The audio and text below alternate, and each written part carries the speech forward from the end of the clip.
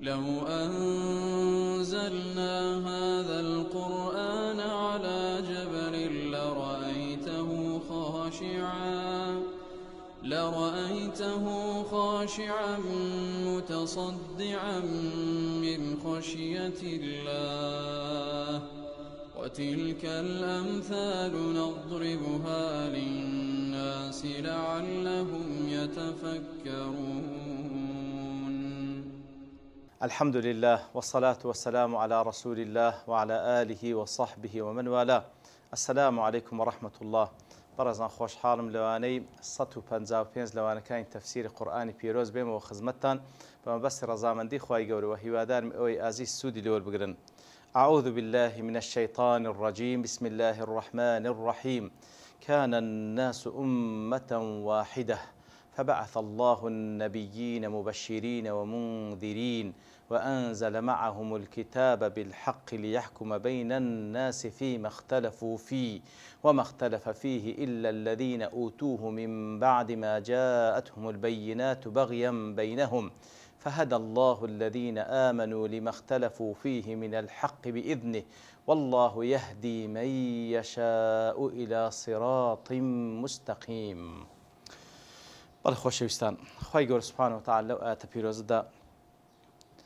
دەفەرمی کان الناس أمة واحدة. پێشی هاتنی پێغەمبەران خەڵکی هەر هەمووی یەک ئومەت بووینە. ئومەتەن واحدە واتە یەک تایفە و یەک تاقم و یەک کۆمەڵ بووینە لەسەر تەوحید، لەسەر ئیمان بالله سوبحانەهو وتەعالا، هەر هەمووی لەسەر دینی ئیسلام و تەسلیم بوون لە بۆ خوای گەورە. فبعث الله النبيين فأكا عاطفة المعطوف عليه محذوفة تقديرك بو يذكر فاختلفوا وكل سورة يونس فما كان الناس إلا أمة واحدة فاختلفوا. خلشي هيز نبون يك أمت بون هيز خلاف لبين نبون تواتر فاختلفوا اختلاف لبين بيدابو. زالويا وكو زوربي مفسرين أو قول ابن عباس أن يتوخى يقول أخوي لباب الرازبي دفن من لنيوان آدم لنيوان نوح عليهم الصلاة والسلام دقرن هبو هر هموي لسر توحيد جيان، هر هموي لسر توحيد جيان لدواي أو دقرنا أو ذا شرك بيدابو أو ذا خواي قورة سبحانه وتعالى نوحي روانكر عليه الصلاة والسلام يتر نوح يكم بيغمبر بو عليه الصلاة والسلام هاد روبرو الشرك بوا كواتا كان الناس أمة واحدة واتخلشي هر هموي يق أمة بون لسر توحيد دجيان لسر يكتا پرستی لدواي آدم حتى وكو بيشي هاتني نوح أو جا شرك پیدا بو وكو ابن عباس دفرم دقرنو دسد لسر توحيد جيان أو جا اختلاف پیدا بو لنتيجة اختلافك پیدا بو كواتا اختلاف پیدا بو چبو واتا كسانك توشي الشرك هاتن كسانك لسر توحيد مانو إتر لنوان أهل التوحيد وأهل الشرك خلاف پیدا بو كواش نتيجة طبيعية. زاخواي قولة فبعث الله النبيين مبشرين ومنذرين ترخواي قولة سبحانه وتعالى پیغمبران روانا كرد أو پیغمبران عليهم الصلاة والسلام مبشر منذر بون مبشرين مجددر بون بتسي مجددر بون بوي كوا أجر بيتو فرمانكاني خواي قولة زيب كان هم لعقيدة توحيد وهم فرمان ساكان كخواي قورة فرمان بيكري خوان لقد كراو كان باريزن أن لهم أجرا حسنا وكو خواي قولة سورة الكهف ده فرمي كواتا مجديان بيبو بو منهجي كخواي قورة لبويان روانا دكا أجر بي بابن بن أجر باداش ساشان هلنا ولا قيامت وإنذاري شان بيبو لبو كسانك كوا لا ريدبن لمنهجي خواي قورة لا ددن لعقيدة توحيد لا ددن لفرمانكاني خواي قورة لا ددن قد كراوكان اللي ديتجي لبوانش إنذاريان بي ترسينرن كوات خواي قور بيغمبراني نار بمجددر وترسينر وتمنهجيان بيبو أو منهجيان لبو خلشي روندا كردوا أو بي بابند بي مجددر بن لبوي أوي كا سربيسيب كا ترسينر بن لبوي. وأنزل معهم الكتاب والميزان ذا خواي قور ليرة ذا عيني تأكيد دكاتة لو كبيغمبران كهاتن وأنزل معهم الكتاب بالحق لقل بيغمبران عليهم الصلاة والسلام خواهي يقول كتابي نار الكتاب جنسي كتاب كواتا هر بيغمبري كاتبي يان كتابي بيروانه كرايا یانەوتە لەسەر کتێبی پێغەمبەری پێشی خۆی ڕۆیشتیە لەسەر کتێبی پێغەمبەرەکەی پێشی خۆی مەسەڵەن لە بۆ نمونە خوای گەورە تەوڕاتی بە موسا بەخشی عەلەیهی سڵات وسەلام لە دوای چەندین پێغەمبەر کاتن هەتاوەکو دەگاتە عیسا عەلەیهی سڵات وسەلام لەو بینەی ئەو ئەنبیای بەنی ئیسرائیل لەسەر تەوراتەکەی موسا خوای گەورە تەکلیف لێکردبوون عینی خەڵکی بانگ بکەن هەمویان کتێبیان پێ بووە ئەو جەسە ئەو کتێبە ئیبتیداءن لە بۆی دابەزیە یان لە بۆ پێغەمبەری پێشەوی و خوای گەورە فەرمانی پێکرد بکەوە لەسەر ئەو کتێبە بڕوە هەتا وەکو عیسا عەلەیهی سڵات وسەلام ئەوجا ئینجیلی پێبەخشرا ئەوجا لە دواییش محەممەد الموستەفا صلی الله عليه وسلم قورئانی پێبەخشرا کەوا ناسخی کتێبەکانی پێشە خۆیتی وأنزل معهم الكتاب أو كتابان خواي جورا كوا بيغمبراني روان كرد بالحق باك مصاحبه بحق رواني كرد كواتا كتاب كان بحق لا خواي جورا هاتبون والعياذ بالله بيغمبران شتيان نهينا ابو كوال لا خويان بي بحق لا خواي جورا هاتبون وهروها متلبسا بالحق واو كتابان كا هنابيان هر هموي حقي تدابو هر هموي حقي تدابو وتمت كلمة ربك صدقا وعدلا كواتا كلمات خواي جورا سبحانه وتعالى لقرآن بيروز لكتاب كان كرواني كرد بيغمبرانك صدقا وعدلا كواتا لهمو أخبار كاني أو بري صدق راستا لهمو أحكام كاني أو بري عدالة ودون لظلم كواتا بحق رواني كر خواي جورا كتابي شروان كر بيغمبران تاكو خالتي زانتي نمينه لبرتسي نادي ليحكم بين الناس فيما اختلفوا فيه كتاب كان روان كرب بيغمبران عليهم الصلاة والسلام تاوكو حكم لنوان خلشي بكا لوشتاني كتيدا جياوازن حكم لنوان خلشي بكاتن لوشتاني كواتيدا جياوازن طبعا خواي قول سبحانه وتعالى كاتي كوا بشريتي خلق كردي أو خلقه عقلي بي بخشينا إتر لبو عقلي خوان بزياني نهيشتيه بەڵکو کتێبی لێ ڕەوانەکردین تاوەکو هەمویان کۆبنەوە لە دەوری ئەو کتێبانەی کەوا خوای گەورە لە ڕێگای پێغەمبەران عەلەیهیمو سڵات وەسەلام ڕەوانی کردیە تاوەکو بەو عەقلەی کە پێیانی بەخشێ لە ژێر ڕۆشنایی کتابی خوای گەورە کار بکەن لە ژێر ڕۆشنایی کتابی خوای گەورە کار بکەن چونکە ئەگەر کتێب نەبی کتێبێکی ئیلاهی ئەو خوای کەوا ئینسانەکانی خەڵق کردێ کتێبیان لێ ڕەوان نەکا كواتا هر كسو لبو عقلي خوي بزي بمني يتر اختلاف دروز دي بطبيعة حال لبروي هيز دو كسي جنين صد لصد متفق بن يتر خلشي هر يكو بشويك تماشا دكاو هر يكو بشويك شتان هل دسنجيني لو اخواي قول كتابك دانيري تاكو حكم لنوان خلشي بكا او كتابش لنا رب العالمين لدسكردي بشر نسكو اگر دسكردي بشر بي ئەگەر بەشەر بەخۆی بێ کتێب دابنێ هەر یەکە و شانی ئەوەی کتێبێک دابنێ ئەگەر نا هەر تائیفە و کۆمەڵە و هەر قەومیەتێک و هەر ئومەتێک لە خۆی کتێبێکی دادەنا کەوا حتمەن ئیختلاف لە نێوان خەڵکی دروست دەبی بەڵام کتێبی خوای گەورەیەکەوە هەموو خەڵکی کۆ دەکاتەوە قل يا أهل الكتاب تعالوا إلى كلمة سواء بيننا وبينكم ألا نعبد إلا الله وخواي يقول لسورة آل عمران دفنمي بأهل كتاب بلي أي أهل كتاب ورن لسر يك كلمة كوبين وكوا عبادات بان تنها لبو خوابي سبحانه وتعالى يتلزمني وعبادة ما كان لبو خوابي هر هما بابند بين بكتابي خواي يقولوا بابند بون بكتابي خواي يقولوا عبادته كخواي يقولوا قبولي نيا غير كتابي ببيتا حاكمو ببيتا منهجو ببيتا شريعة لبو خلشي خلشي لسر بروان ومن يبتغي غير الإسلام دينا فلن يقبل منه خواهي يقول لي قبول ناكا كسي غير إسلام كاتب منهج شريعة خوي بلا إلى دنيا دا خواهي يقول اختيارات دست بشر كان بلام لقيامة دا حسابي لغلدكا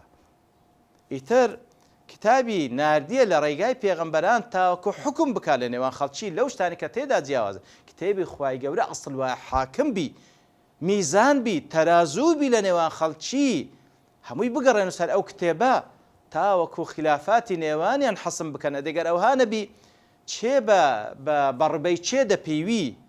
ئەسڵ وایە هەمومان ملکەز بین لە بۆ کتێبی خوای گەورە سوبحانەوە وتعالە ئەو پەڕی عەدالەت و ئەو پەڕی مساواتی تێدایە لە بۆی لە نەک کەسانێک ببنە کۆیلە و بەندەی کەسانێکی دیکە کەسانێک منهەجی خۆیان فەرز بکەن لەسەر خەڵکانێکی دیکە نا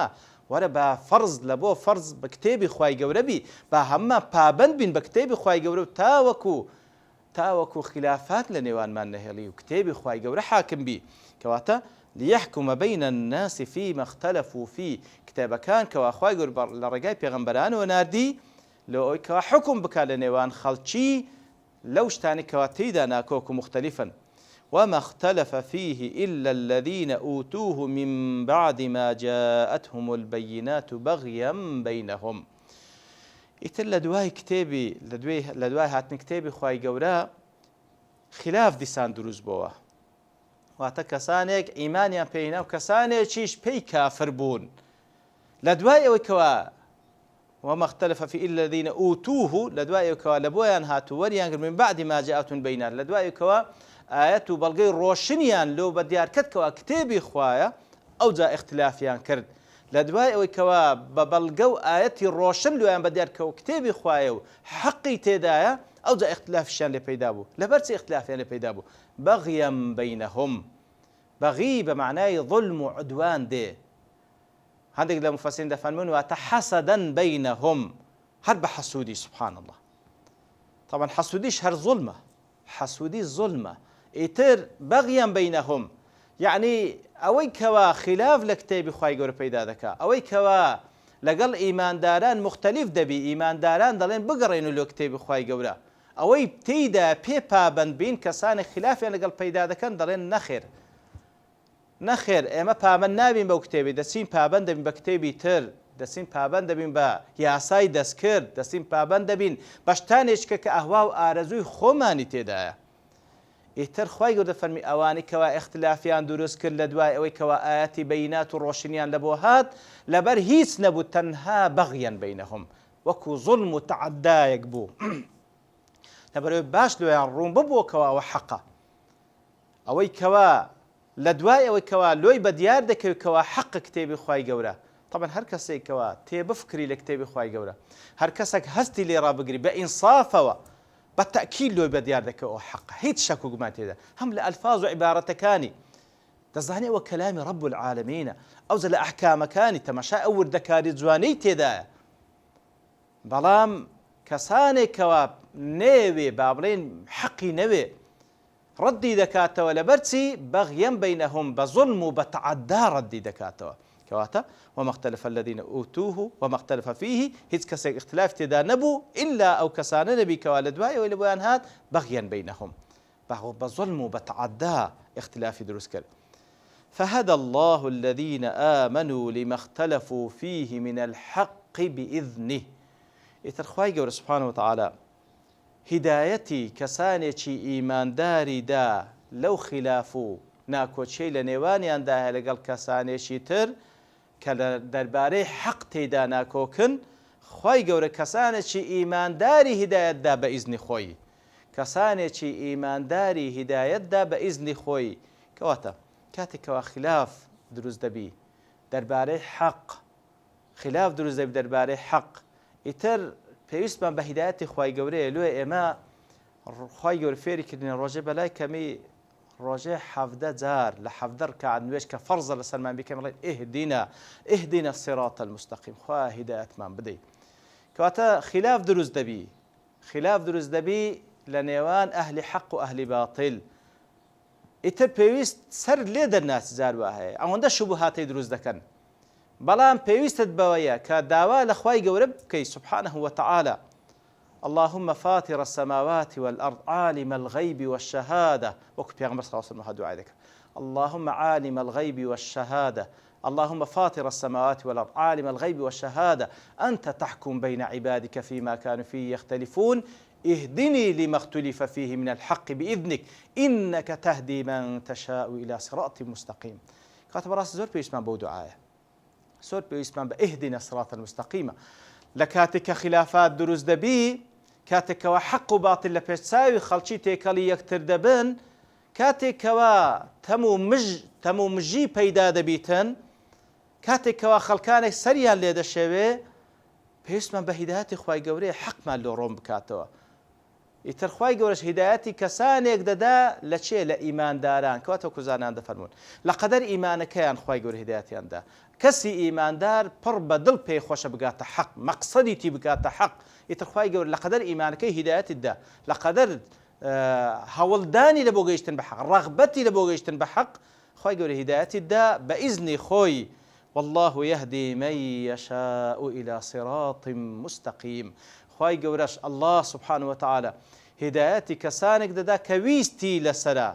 خی گەورەش ویستی لەسەر ئەوەی کەوا کە ویستی خی گەورە ئەو پەڕی عەدالەت و حکمەتی تێدا ئەو کەسانەی کەوا خی گەورە تێیان دەبین کەوا ڕەغبەتی گەیشتن بە حەقیان تێدا خی گەورە هدایەتیان دەدا ویستی لەسەر ئەوان هدایەت بدا إلى صراط مستقيم لەبۆ ئەو ڕێگا ڕاستەی کەوا ڕێگایەکە ئەو سەرەی لێرەیە لەو سەریش دەمانگەینتە ڕەزامەندی خی گەورە باشتی پان و بەرین لە خی گەورە دەپاڕێنە لەو کەسانە بین کە خی گەورە بە ڕەحمەت و فەزلی خۆی هەروەکو هیدایەتی داینە خی گەورە ثەباتمان بداتێ بەردەواممان بکە خی گەورە زیاتر و زیاتر ڕێنمونیمان دەکا حتى وكشاد دبينا وبديدار رب العالمين ببهشت بان برين وصلى الله وسلم على نبينا محمد وعلى آله وصحبه أجمعين وآخر دعوانا أن الحمد لله رب العالمين. لو أنزلنا هذا القرآن على جبل لرأيته خاشعا متصدعا من خشية الله وتلك الأمثال نضربها للناس لعلهم يتفكرون.